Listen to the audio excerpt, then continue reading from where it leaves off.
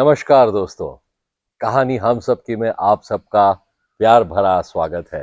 कैसे हैं आप लोग? उम्मीद करता हूं अच्छे होंगे। अच्छे ही रहना। महाभारत की सीरीज को आगे बढ़ाते हुए आज हम जिनकी बात करने जा रहे हैं उनको हम सब धर्मराज के नाम से जानते हैं। जी हाँ, बिल्कुल सही पहचाना आपने। हम बात करने वाले हैं धर्मराज युधिष्ठिर की। पांडवों में सबसे बड़े भाई, और यदि हम कर्ण को भी इसमें शामिल करें तो हम सब जानते हैं कि कर्ण कुंती के ही पुत्र थे और इस तरह कर्ण युधिष्ठिर के बड़े भाई होते हैं। कर्ण के जन्म के बारे में तो हम सब जानते हैं, लेकिन आइए आज बात करते हैं युधिष्ठिर का जन्म कैसे हुआ था। एक बार एक ब्राह्मण ऋषि किंदमा और उनकी पत्नी जंगल में प्रकृति का आनंद ले रहे थे और उस वक्त युधिष्ठिर के पिता राजा पांडु ने गलती से हिरन समझकर उन पर बाण चला दिया था और इसकी वजह से दोनों बुरी तरह से घायल हो गए थे। और ऋषि किंदमा ने पांडु राजा को श्राप दे दिया कि जिस तरह उन्हें घायल कर दिया गया था और जिस तरह अब वो मृत्यु के कगार पर थे, राजा पांडु भी जब कभी भी किसी स्त्री के साथ संभोग करेंगे तो उनकी भी मृत्यु हो जाएगी। और इतना कहकर ऋषि किंदमा और उनकी पत्नी दोनों का स्वर्गवास हो गया। इस हत्या के वजह से राजा पांडु ने इसका पश्चाताप करने के लिए हस्तिनापुर के राज सिंहासन का त्याग कर दिया और उनके अंध भाई धृतराष्ट्र ने हस्तिनापुर का कारोबार संभाल लिया। जब इस श्राप की माता कुंती को पता चला, तब माता कुंती ने राजा पांडु से कहा कि वो अब भी पिता बन सकते हैं और उन्हें उस वरदान की याद दिलाई जो उन्हें ऋषि दुर्वासा से मिला था। इतना सुनते ही राजा पांडु ने माता कुंती से उस वरदान का प्रयोग करने का अनुरोध किया और उनसे कहा कि वे यम धर्मराज को पुकारें और उनसे एक सत्यवान, ज्ञानी और न्यायप्रिय पुत्र की प्राप्ति करें जो कि हस्तिनापुर का शासन भी संभाल सके। और इस तरह से उनके कहने पर मई की पूर्णिमा को यानी ज्येष्ठ मास की पूर्णिमा को पांडवों में सबसे बड़े युधिष्ठिर का जन्म हुआ। युधिष्ठिर को धर्म, विज्ञान, प्रशासन और युद्ध कला में अपने गुरु कृपाचार्य और द्रोणाचार्य से शिक्षा मिली थी। विशेष रूप से वो भाला और युद्ध रथ में निपुण हो चुके थे। ऐसा कहा जाता है कि उनका भाला इतना मजबूत था कि वो पत्थर की दीवार को भी चीर देता था, मानो जैसे वो पत्थर की दीवार ना हो, कोई एक कागज का टुकड़ा हो। अपनी धर्मपरायणता के कारण उनका रथ हमेशा जमीन से 4 उंगली ऊपर चलता था। युधिष्ठिर चाहे कैसी भी परिस्थिति हो, सदैव अपने मन को स्थिर रखकर और धर्म को अपनी दृष्टि समक्ष रखकर ही कोई निर्णय लेते थे। अपने अंदर की सात्विकता के कारण वे अपने भाइयों में, अपनी प्रजा में, दैवी विचार वाले लोगों के बीच बहुत प्रिय थे। अपने अंदर के कई गुणों के कारण, जैसे धर्मपरायण होना, इंद्रियों पर विजय प्राप्त कर लेना, कर्तव्यनिष्ठ होना और स्वाभिमानी होने के कारण वे एक आदर्श राजवी बन सके। युधिष्ठिर स्वाभिमानी थे। कोई उनके स्वाभिमान पर प्रहार कर दे, ये उनसे बिल्कुल सहन नहीं होता था। चाहे कितना भी दुख आ जाए, वे अपने स्वाभिमान को सदैव संभाल कर रखते थे। धृतराष्ट्र के आमंत्रित करने पर युधिष्ठिर ने चौसर खेला और अपना सर्वस्व हार गए और कौरवों के दास बन गए। द्रौपदी के कठोर वचनों के कारण धृतराष्ट्र ने पांडवों को स्वतंत्र कर दिया था, लेकिन ऐसी स्वतंत्रता युधिष्ठिर को मान्य नहीं थी। जिस स्वतंत्रता के लिए पुरुषार्थ ना किया हो, ऐसी स्वतंत्रता उन्हें धर्म नहीं लगी। इसमें धृतराष्ट्र की स्वार्थी दया थी और इसमें उन्हें अपना अपमान भी लगा और इसलिए उन्होंने दूसरी बार द्युत क्रीड़ा खेलने के लिए भी हाँ कर दी। अब दूसरी बार की द्युत क्रीड़ा की शर्त यह थी कि जो हारेगा वह 12 संवत्सर का वनवास भोगेगा और हम सब जानते हैं कि दूसरी बार भी युधिष्ठिर हार गए थे और इस तरह अपने भाइयों और द्रौपदी के साथ वे वन में जाने के लिए तैयार हो गए। वन में जाते वक्त भीम ने युधिष्ठिर से कहा था कि संवत्सर का अर्थ वर्ष भी हो सकता है और संवत्सर का अर्थ दिन भी हो सकता है, तो हम 12 दिन वन में रहकर वापस जाकर अपना राज्य मांग सकते हैं।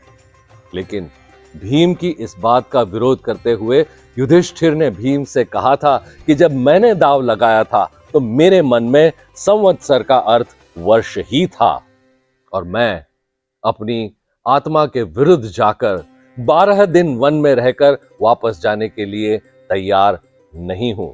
धर्म का पालन करना हमारे जीवन का कर्तव्य है और हमारे जीवन का सिद्धांत भी। शब्दकोश का प्रयोग करके अपनी आत्मा को अनसुना करके हम इसके विरुद्ध नहीं जा सकते।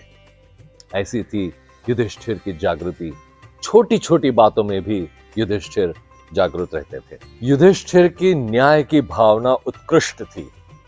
अपने विचार या व्यवहार से वे कभी किसी पर अन्याय नहीं करते थे। यदि कोई और भी अन्याय करे तो उनसे वो बात बिल्कुल सहन नहीं होती थी। एक बार पांडव जंगल से जा रहे थे और सभी को बड़ी तेज प्यास लगी थी। द्रौपदी से तो बिल्कुल चला भी नहीं जा रहा था और इसलिए सहदेव पानी लेने के लिए निकल पड़े। चलते चलते एक सरोवर के पास पहुंचे और वहां के स्थानिक देवता यक्ष का उनसे अनादर हो गया और पानी लेते समय सहदेव बेहोश हो गए। बहुत देर तक सहदेव वापस नहीं आए और इसलिए भीम उनकी खोज में निकल पड़े और भीम भी उसी सरोवर के पास पहुंचे। अब उनसे भी स्थानिक देवता यक्ष का अनादर हुआ और जो हालत सहदेव की हुई थी वही हालत भीम की भी हुई। और उसके बाद अर्जुन भी गए और नकुल भी गए, लेकिन उनके साथ भी वही हुआ जो भीम और सहदेव के साथ हुआ था। आखिरकार युधिष्ठिर वहां पहुंचे और उनकी यक्ष के साथ बातचीत हुई और यक्ष ने युधिष्ठिर से कई सवाल पूछे।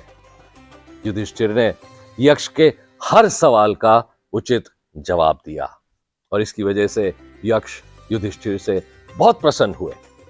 यक्ष ने युधिष्ठिर को वचन दिया कि वो अपने 5 भाइयों में से किसी एक भाई के प्राण उन्हें वापस दे देंगे। इस पर युधिष्ठिर ने नकुल को जीवित करने की अनुमति मांगी। यह सुनकर यक्ष को बड़ा आश्चर्य हुआ। यक्ष ने कहा कि भीम और अर्जुन तुम्हारे चहेते हैं, उन्हें छोड़कर तुम नकुल के प्राण क्यों मांग रहे हो? युधिष्ठिर ने जवाब दिया कि मैं तो जीवित हूं और इसलिए मेरी माता कुंती की गोद भरी हुई है, लेकिन जिस तरह कुंती मेरी माता है उसी तरह माद्री भी मेरी माता है और यदि नकुल जीवित हो जाए तो माद्री की भी गोद भरी रहेगी। ये घटना युधिष्ठिर के जीवन की स्थिरता और न्याय को दर्शाती है। युधिष्ठिर शक्तिशाली और वीर थे। कई लोगों की ऐसी धारणा है कि वे कायर थे, लेकिन ऐसा बिल्कुल नहीं था। महाभारत के युद्ध में उन्होंने अपनी शक्ति का अच्छा उदाहरण दिया था। युद्ध में शैल जैसे महापराक्रमी योद्धा को भी उन्होंने परास्त कर दिया था। वो उस काम के लिए रक्त की नदियां नहीं बहाना चाहते थे जो शांति से किया जा सकता है, और रक्त की नदियां बह जाने के डर से उन्होंने दया और क्षमा को ही अपना धर्म बना लिया था।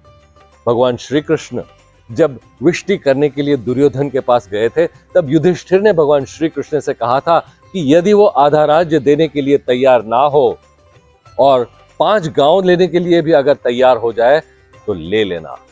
लेकिन उन्होंने ये नहीं कहा था कि कुछ ना दे तब भी चलेगा। अपने अधिकार के लिए और धर्म की जीत के लिए युधिष्ठिर ने महाभारत का युद्ध लड़ा।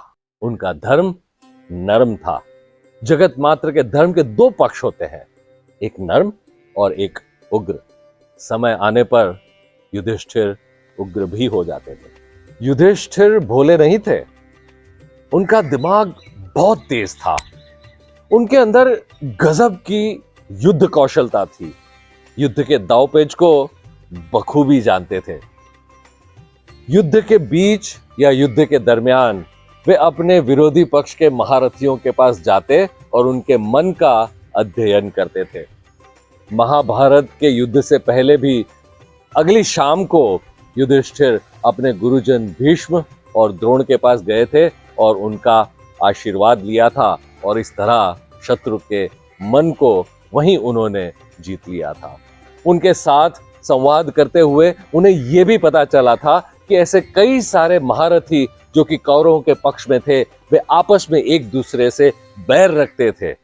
और इतना ही नहीं, बल्कि कई सारे ऐसे महारथी थे जो तन से तो कौरवों के साथ थे, लेकिन मन से पांडवों के साथ थे। और इस तरह आधा युद्ध तो उन्होंने वहीं जीत लिया था। अपने युवराज काल के दरमियान भी कौरवों ने पांडवों को मारने के लिए कई सारी गुप्त योजनाएं बनाई थी, और युधिष्ठिर ने विदुर जी की मदद से उन सारी योजनाओं को विफल कर दिया था। लाक्षागृह से सही सलामत भाग जाने की भी असली सफलता युधिष्ठिर को ही जाती है। युधिष्ठिर की संघ निष्ठा भी अद्भुत थी। वो जानते थे कि अपने संघ की जीत ही धर्म की जीत होगी, और इसलिए यदि उन्हें अपने व्यक्तिगत मत का त्याग करना पड़े, व्यक्तिगत मूल्य का त्याग करना पड़े, तो वो करने के लिए तैयार थे। महाभारत के युद्ध के दरमियान जब भीष्म पितामह घायल हुए, तो युद्ध के 10वें दिन द्रोणाचार्य कौरवों के सेनापति बने थे। और उस दिन द्रोणाचार्य बहुत ही उग्र थे, और युधिष्ठिर को यह पता था कि यदि इसी तरह चलता रहा, इसी तरह युद्ध पूरा दिन चलेगा, तो एक ही दिन में सारी पांडव सेना का विनाश हो जाएगा। चाहे वो अर्जुन हो, भीम हो या खुद युधिष्ठिर क्यों ना हो, सारे गुरु द्रोणाचार्य के सामने मारे जाएंगे। और इसलिए गुरु द्रोण को रोकना बहुत ही आवश्यक था। उस वक्त भगवान श्री कृष्ण ने उनसे कहा था कि यदि कोई गुरु द्रोण के कान में जाकर के ये बात कह दे कि अश्वत्थामा मारा गया है, तो गुरु द्रोण अपने शस्त्र त्याग देंगे, क्योंकि उन्हें अपने पुत्र अश्वत्थामा से अधिक प्रेम था।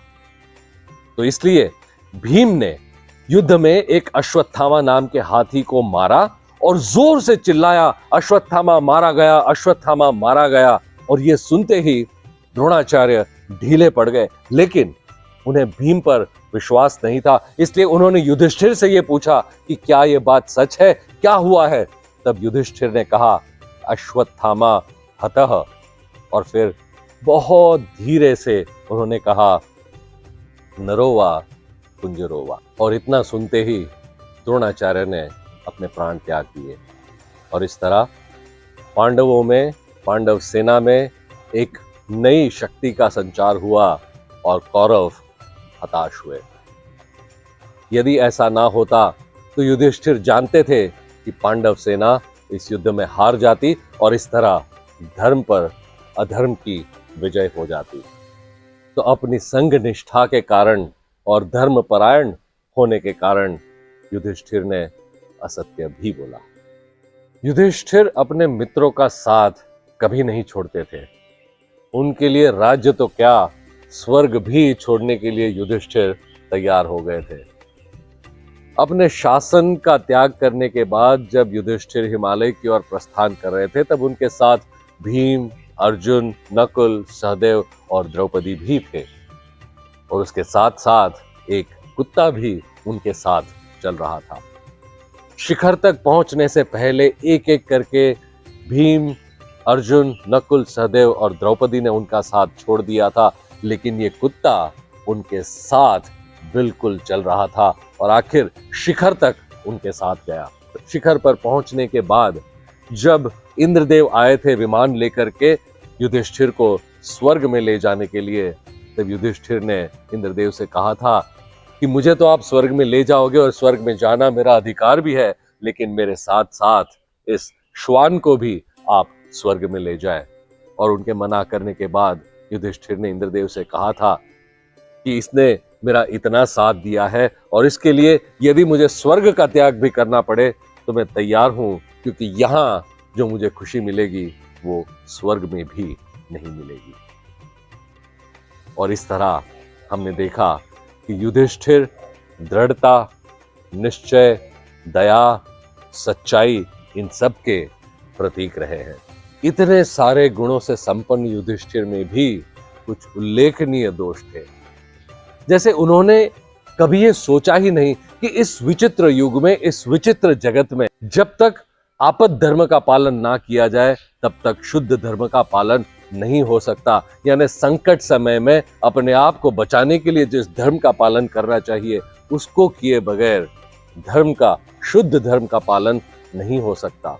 और इसीलिए भीष्म पितामह ने भी युधिष्ठिर से यह बात कही थी कि जिस तरह का शुद्ध हृदय तुम्हारा है उस शुद्ध हृदय के साथ तुम राज्य पर शासन नहीं कर सकते। दूसरा दोष ये था कि उन्होंने कई बार दया और क्षमा का भी अनुचित प्रयोग किया था।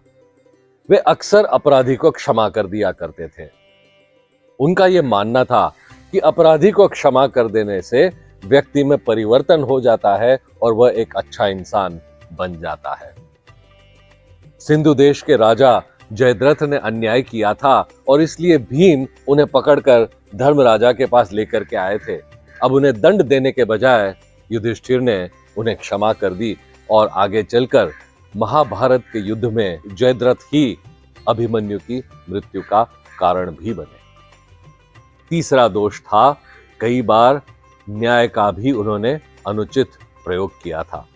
महाभारत के युद्ध में 99 भाइयों को खोने के बाद सिर्फ दुर्योधन ही जीवित थे और तब युधिष्ठिर ने दुर्योधन को यह वचन दे दिया कि वो 5 भाइयों में से किसी एक को चुन ले और उनके साथ युद्ध करे। अब आप सोचिए, यदि दुर्योधन ने भीम को ना चुना होता और भीम के अलावा किसी और एक भाई को चुना होता युद्ध करने के लिए तो क्या होता। और आखिर में पितृ आज्ञा गौरव का दोष। इसी पितृ आज्ञा के गौरव के लिए युधिष्ठिर ने जुआ खेलना भी स्वीकार कर लिया और इसका क्या परिणाम हुआ ये हम सब जानते हैं। और इसीलिए पितृ की आज्ञा का पालन करने वाले युधिष्ठिर का मजाक उड़ाया गया और पितृ की आज्ञा ना मानने वाले प्रहलाद ये जगत वंदनीय बन गए। यदि ये सारे दोष युधिष्ठिर में ना होते तो युधिष्ठिर भी मर्यादा पुरुषोत्तम राम की तरह ही पूजे जाते। तो ये थी कहानी युधिष्ठिर की। युधिष्ठिर की इस कहानी से चलिए देखते हैं कि हम क्या सीख ले सकते हैं। तो हमने देखा कि युधिष्ठिर के जीवन का आधार स्तंभ उनका अपना स्वाभिमान रहा है। हमने ये भी देखा कि किस तरह से जब उन्हें उनका राज्य लौटाया गया था, धृतराष्ट्र ने उन्हें स्वतंत्र कर दिया था, लेकिन तब भी युधिष्ठिर ने उसे स्वीकार नहीं किया था, क्योंकि उन्हें ऐसा लगा कि बिना पुरुषार्थ के अगर राज्य वापस मिल रहा है तो ये सिर्फ किसी की एक दया है, अपने पुरुषार्थ पर हमने इसे हासिल नहीं किया है। दोस्तों, आज के जीवन में जहां हम और आप जी रहे हैं, ये बहुत ही महत्वपूर्ण बात हो जाती है।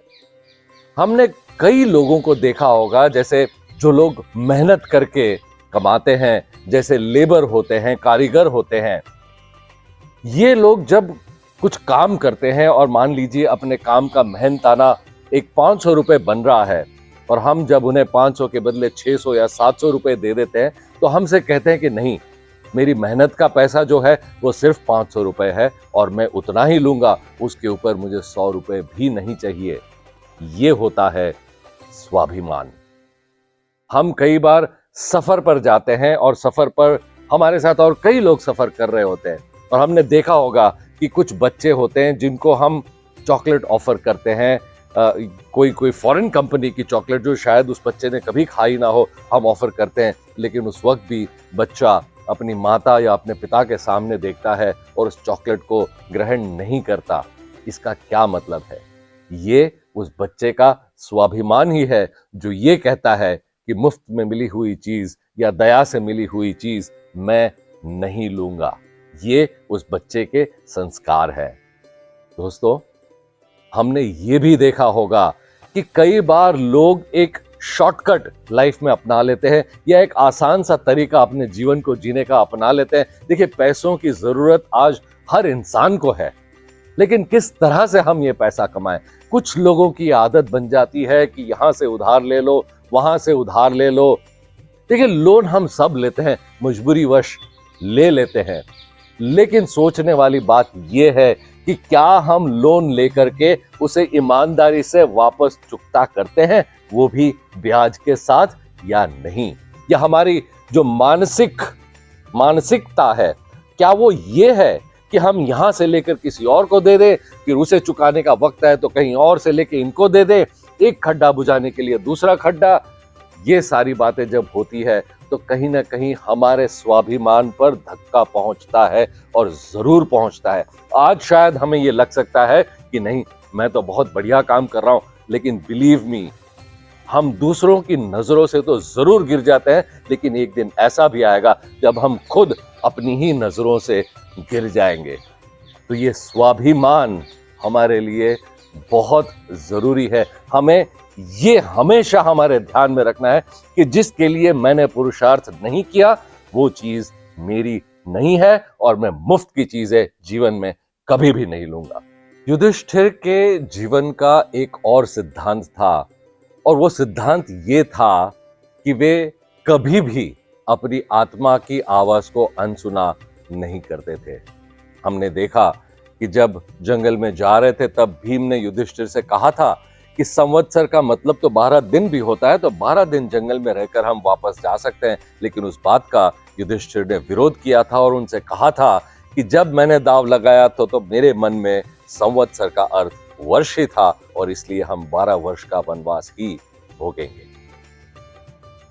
आज के कॉन्टेक्स्ट की अगर हम बात करें तो हम देखते हैं कि हर चीज के लिए एग्रीमेंट्स बनाए जाते हैं, चाहे वो बिजनेस के लिए एग्रीमेंट हो या किसी और डील के लिए एग्रीमेंट हो। हर चीज में लिखा पड़ी होती है, और उसमें भी फाइनली शब्दकोश का इस्तेमाल करके किस तरह से लूप होल ढूंढे जाए, बस इसी के पीछे होड़ लगी रहती है।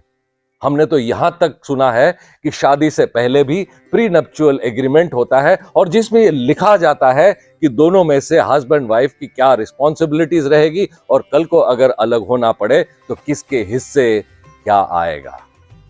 अब दोस्तों, ये सोचने वाली बात है कि यहां आत्मा की आवाज कहां चली गई। कई बार हम देखते हैं, जैसे हम ऑर्गेनाइजेशन को ज्वाइन करते हैं, लिखा होता है कि 8 घंटे आपको ऑर्गेनाइजेशन के लिए देने हैं और ये आपकी प्रोडक्टिविटी होनी है, लेकिन कागज पर लिखा है।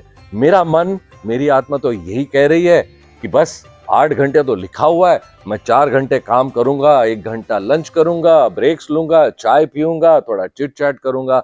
मेरी प्रोडक्टिविटी क्या है? क्या आत्मा की आवाज हमें ये सब करने से रोकती है? क्या हम सुन पाते हैं हमारे आत्मा की आवाज को? तो आज हमें यही सीखना है कि इन बाकी सारी बातों पर ध्यान न देते हुए युधिष्ठिर से हम यही सीखें कि चाहे कोई देख रहा है या नहीं देख रहा है, मैं अपनी आत्मा की आवाज सुनूं और उसके हिसाब से काम करूं। और ये होती है एक सच्चे लीडर की पहचान।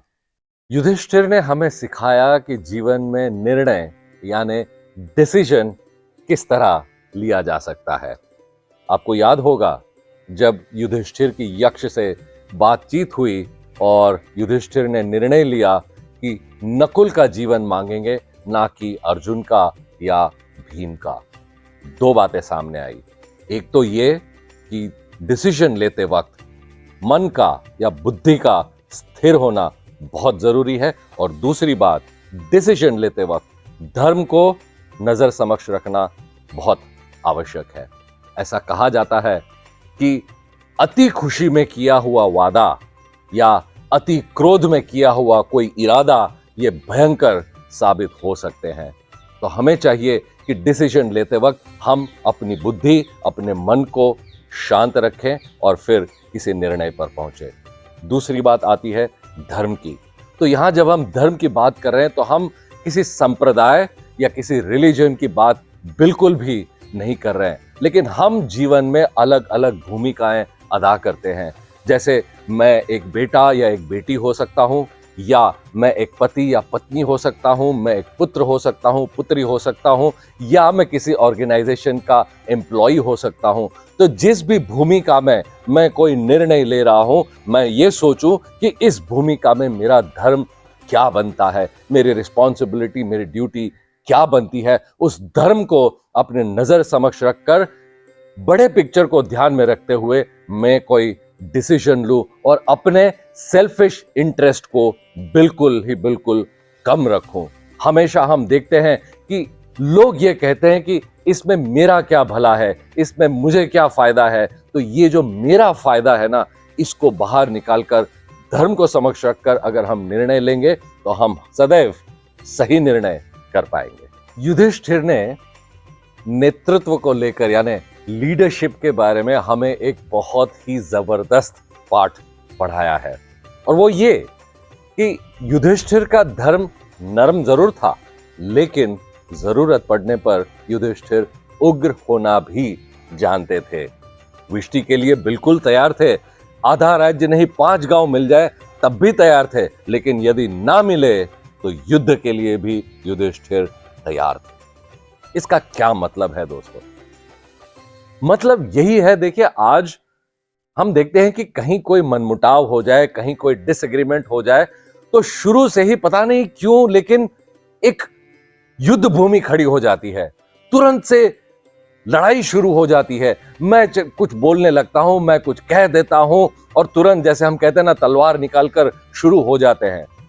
तो इससे क्या मिलता है हमें? सोचना हमें यही है कि क्या हमने एक दूसरे को पहले समझने की कोशिश की जिस तरह से युधिष्ठिर ने किया था? क्या हम साथ बैठकर बात करने को तैयार हैं? Do we agree to disagree? क्या मैं आपको समझ सकता हूं, आपके विचार को? क्या आप मेरे विचार को समझ सकते हो?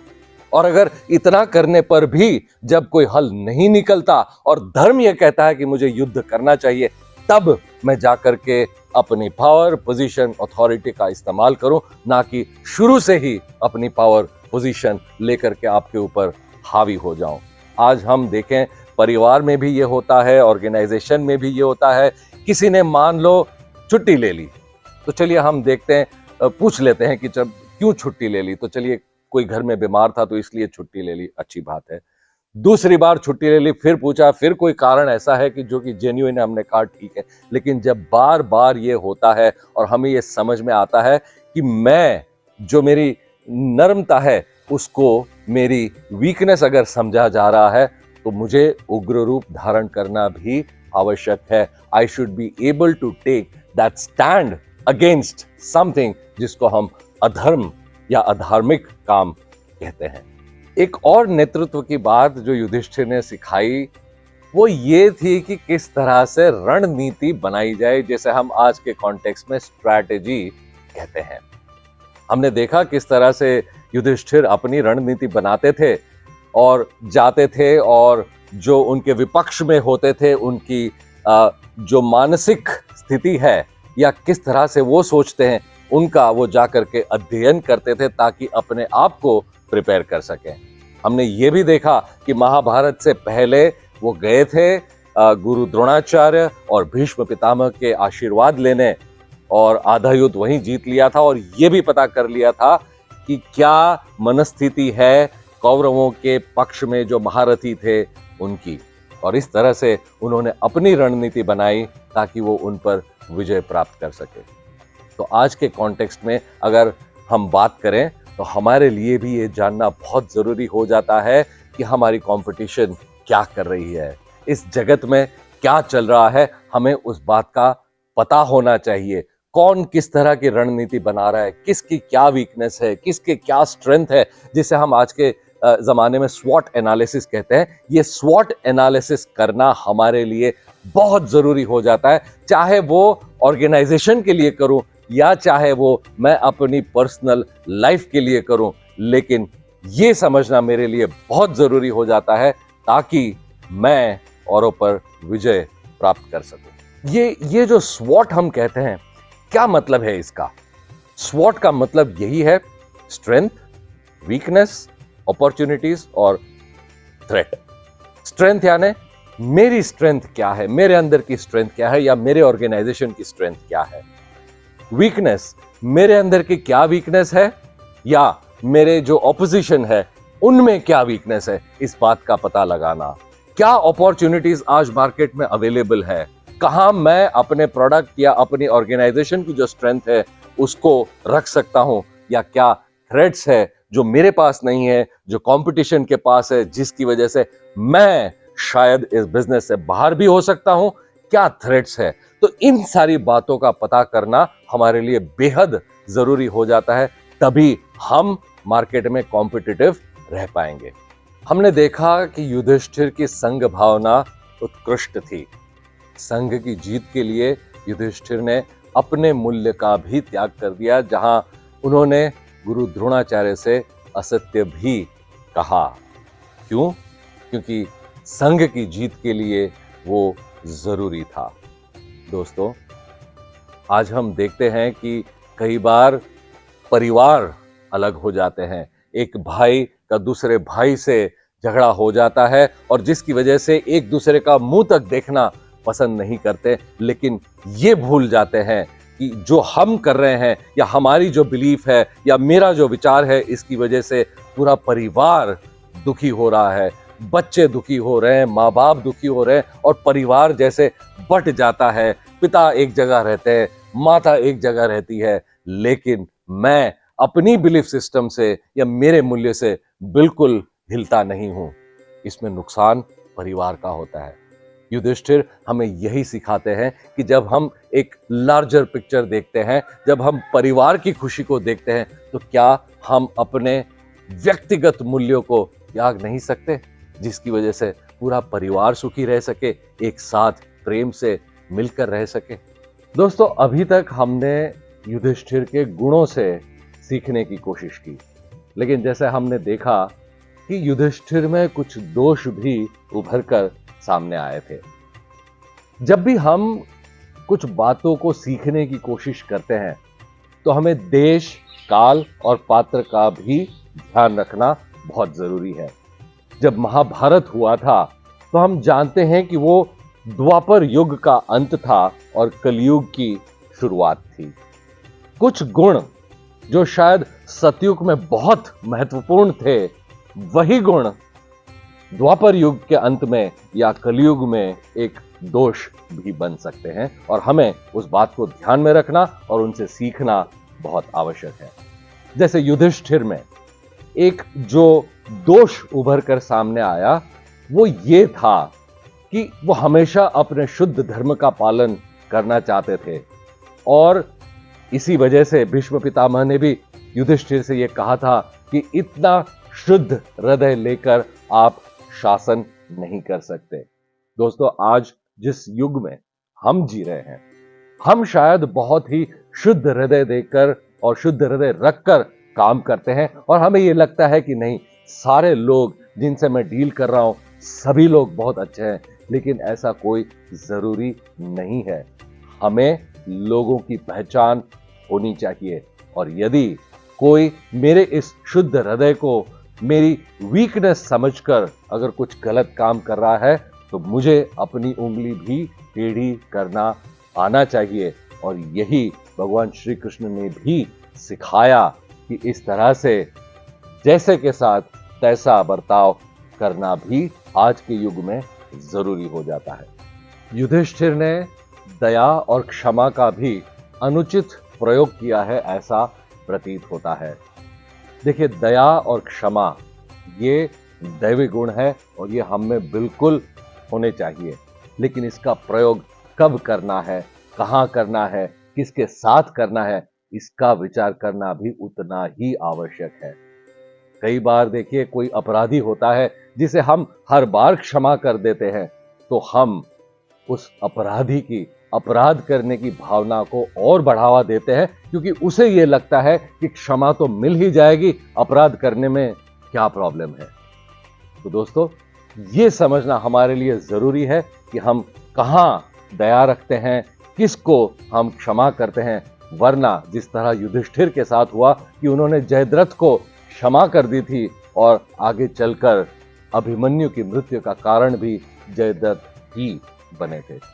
और कई बार बार बार क्षमा करने से हमारे इस भाव को हमारी कमजोरी भी समझा जाता है और हमें मेंटल, फिजिकल, फाइनेंशियल तकलीफें उठानी पड़ सकती है। युधिष्ठिर में जो एक गुण था, जो कि था पितृ आज्ञा का पालन करना, और यही गुण उनका दोष भी बन गया। हम जानते हैं कि पितृ आज्ञा का पालन करने के लिए ही उन्होंने चौसर खेलने का निमंत्रण स्वीकार किया और सारे पांडवों को उसका फल भुगतना पड़ा। तो दोस्तों, सीखने वाली बात यह है कि पितृ आज्ञा पालन करना बहुत अच्छी बात है, लेकिन हमें यह भी समझना है कि उस पालन करने का परिणाम क्या होगा। हमने यहां तो पितृ आज्ञा की बात की है, लेकिन हमारे आज के कॉन्टेक्स्ट में ये कोई भी पितृतुल्य व्यक्ति हो सकती है। वो पिता हो सकते हैं, वो हमारे लीडर हो सकते हैं, वो हमारे बॉस हो सकते हैं, चाहे कोई भी हो। जब हम आज्ञा का पालन कर रहे हैं तो हम ये जरूर सोचें कि इस आज्ञा का पालन करने का परिणाम क्या होगा। क्या ये हमारे परिवार के हित में है? क्या ये हमारे समाज के हित में है? क्या यह हमारे देश के हित में है? और यदि है तो जरूर करें, लेकिन अगर नहीं है, इससे अहित हो रहा है, तो हम रिस्पेक्टफुली और डिग्निटी के साथ मना भी कर सकते हैं। और यही एक और सीख हम युधिष्ठिर से ले सकते हैं। दोस्तों, एक युधिष्ठिर मेरे अंदर भी है, एक युधिष्ठिर आपके अंदर भी है। ये मेरी भी कहानी है, ये आपकी भी कहानी है, और इसलिए ये बनती है कहानी हम सब की। यदि आपने भी आपके जीवन में धर्म को नजर समक्ष रखकर कोई निर्णय लिए हो, तो आपकी ऐसी कहानी आप हमारे साथ जरूर शेयर कीजिए और आपकी उस कहानी को हम बाकी लोगों तक पहुंचाएंगे। आज का हमारा ये वीडियो यदि आपको पसंद आया है तो इसे लाइक जरूर कीजिए। नीचे कमेंट सेक्शन में आपके कमेंट्स लिखिए और आपको ये वीडियो कैसा लगा इसके बारे में हमें जरूर बताएं। आप हमारे इस चैनल को सब्सक्राइब करना बिल्कुल भी ना भूलें। यदि अभी तक आपने सब्सक्राइब नहीं किया है तो तुरंत से सब्सक्राइब पर क्लिक करें, बेल आइकन पर क्लिक करें, ताकि हमारे नए वीडियोस आप तक पहुंच सके। फिर मिलेंगे एक और महाभारत के चरित्र के साथ। तब तक please take good care of yourself. नमस्कार।